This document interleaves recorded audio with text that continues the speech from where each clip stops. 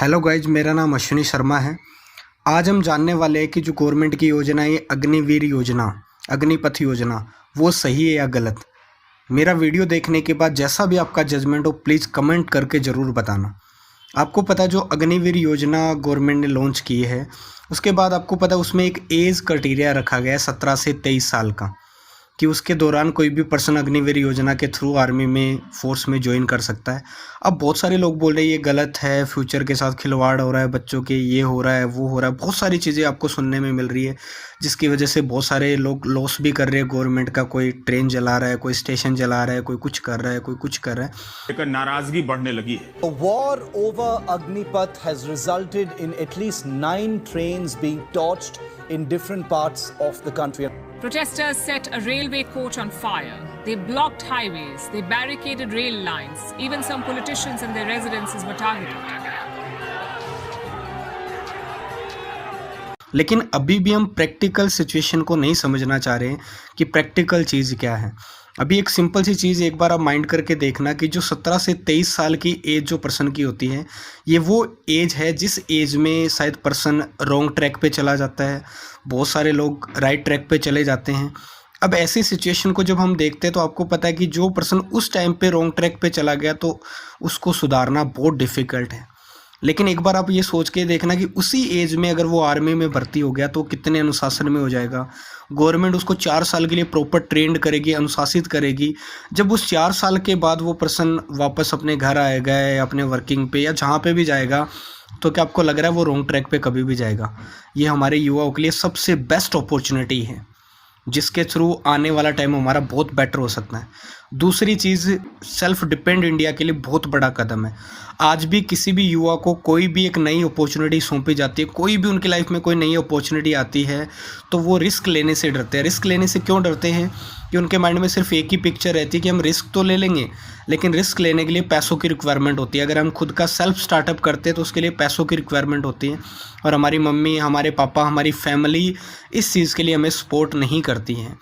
तो वो टेंशन अभी उस पर्सन को लेने की रिक्वायरमेंट नहीं है, क्योंकि जब वो 4 साल बाद वहाँ से बाहर निकलेगा तो गवर्नमेंट उसको कम से कम 11 लाख से प्लस रुपए देगी, और उस रुपए से वो अपना कोई भी नया स्टार्टअप कर सकता है, खुद का होटल खोल सकता है, खुद की काफ़ी चीज़ें जिसके लिए वो खुद के सेल्फ डिसीजन पे रिस्क ले सकता है। इसके अलावा अगर हम बात करें तो आपको पता होगा अभी यूक्रेन का और रूस का युद्ध चल रहा है, और आपने देखा भी होगा कि अभी तक उसका नतीजा नहीं आया है। तो आपने अक्सर लोगों को देखा होगा कि 2 प्रकार के लोग दुनिया के अंदर होते हैं। एक पर्सन कौन सा, जो दूसरों की गलतियों से सीखता है, और एक पर्सन ऐसा जो खुद गलती करके सीखता है। अब आपने ऑल ओवर वर्ल्ड में बहुत सारी ऐसी कंडीशंस देखी होगी। पीछे अगर हम बात करें अफ़गानिस्तान की, अफ़गानिस्तान पे तालिबान ने कुछ ही टाइम में कब्जा कर लिया था। उसका रीज़न सबसे बड़ा क्या था कि अफ़गानिस्तान उनके सामने नहीं हो पाई। और अगर आज हम बात करें रूस की और यूक्रेन की, तो आपको पता है रूस यूक्रेन से बहुत पावरफुल है, लेकिन फिर भी रूस यूक्रेन को नहीं झुका पा रहा है। उसका सबसे बड़ा रीज़न पता क्या है? क्योंकि यूक्रेन का जो पीएम है, यूक्रेन के जो लीडर्स है, उन्होंने प्रत्येक जनता के हाथ में गन दे दी है कि आप लड़ो, आपको गुलामी नहीं लेनी है, आपको लड़ना है और इस गुलामी से छुटकारा पाना है। और वो लड़ रहे हैं, तो आज तक अभी तक भी वो युद्ध ख़त्म नहीं हुआ है। सेम चीज़ आपको भी पता है कि इंडिया के भी बहुत सारे दुश्मन हैं ऑल ओवर वर्ल्ड के अंदर। बहुत सारे लोग नहीं चाहते कि हम इंडिया को ग्रोथ करते रहे या हमारा इंडिया ग्रोथ करे। और आपको पता है कि वर्ल्ड की 2nd number largest population India के अंदर रहती है।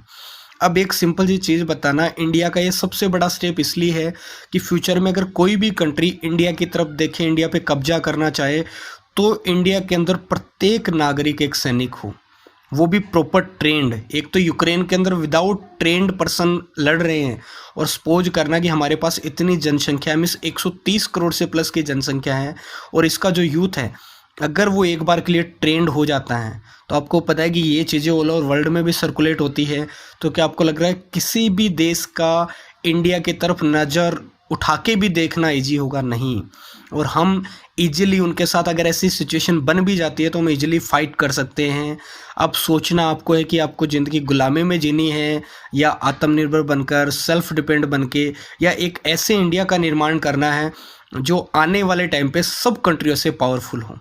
और मेरे हिसाब से जब मैंने इन चीज़ों का आंकलन किया तो मेरे को लगा कि जो गवर्नमेंट ने अग्निवीर योजना निकाली है, अग्निपथ योजना निकाली है, ये सबसे बेस्ट योजना है जो हमारी कंट्री को आने वाले टाइम पे मजबूत करेगी, हमारे युवाओं को एक नया स्टार्टअप देगी, एक मजबूती देगी, और जो हम बेरोज़गारी का गीत गाते रहते हैं उससे भी हमें बहुत ज़्यादा निजात मिलेगी। अब आपको सोचना है आपको ये मेरा वीडियो कैसा लगा, तो प्लीज़ कमेंट करके ज़रूर बताना। और अगर आप रियली में देशभक्त हो और आप देश के लिए थोड़ा सा भी योगदान देना चाहते हो तो प्रत्येक पर्सन तक ये वीडियो ज़रूर पहुंचाना। बाकी थैंक यू।